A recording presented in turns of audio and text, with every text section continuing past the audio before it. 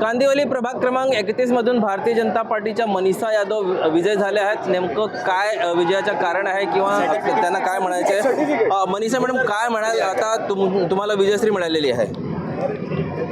पीयूष गोयल जी के आशीर्वाद से और देवा भाऊ के आशीर्वाद से, योगेश सागर जी के साथ और ये जनता के प्यार के साथ और मेरे पापा के विश्वास के साथ हम ये जीत कर आए हैं। और मैं पूरा यकीन दिलाती हूँ कि हम पब्लिक को पूरा समर्पण करेंगे, अपनी पूरे भाव से सेवा करेंगे।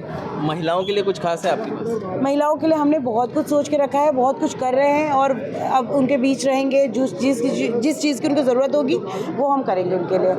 कमलेश सर, आपण अनेक वर्षापासून राजकारणात जनतेमध्ये आहात, आता आपली दुसरी पिढी आलेली आहे राजकारणामध्ये, विजयश्री मिळालेली, काय म्हणाल? आज मी एकदम खुश आहोत। देवा भाऊनी आणि पीयूषजी आणि योगेश सागर साहेबांनी जो विश्वास मनीषा यादववर दाखवला होता, हे वार्ड नंबर 31ची जनताने त्याला साकार करून दाखवलं आहे। मनीषा यादव येणाऱ्या काळात 31 नंबर प्रभागाकरता आणि मुंबईकरता एक आदर्श उदाहरण बनेल, हे मी तुम्हाला शाश्वती देतो। मुंबईचे महापौर मराठी होणार, हिंदू होणार अशी चर्चा आहे, नेमकं भाजपचाच होणार, आता काय म्हणाल तुम्ही त्याबाबत? देवा भाऊनी सांगितलं आहे की महायुतीचाच होणार, म्हणजे महायुतीचा होणार। जनतेला काय सांगायचं आहे का? जनतेने जे आमच्यावर प्रेम दाखवला तर आभारी आहोत। येणाऱ्या काळात त्याने जे विश्वास दाखवला आहे तो विश्वास कुठेही आम्ही कमी पडू देणार नाही, ही त्याला मी एकदम गॅरंटी देतो।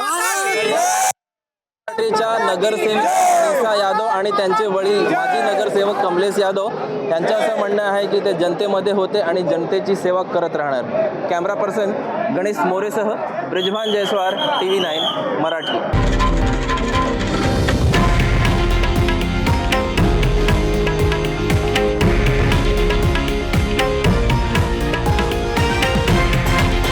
हे आहे देशातील नंबर 1 न्यूज नेटवर्क आणि आपण पाहत आहात TV9 मराठी, एकमेव।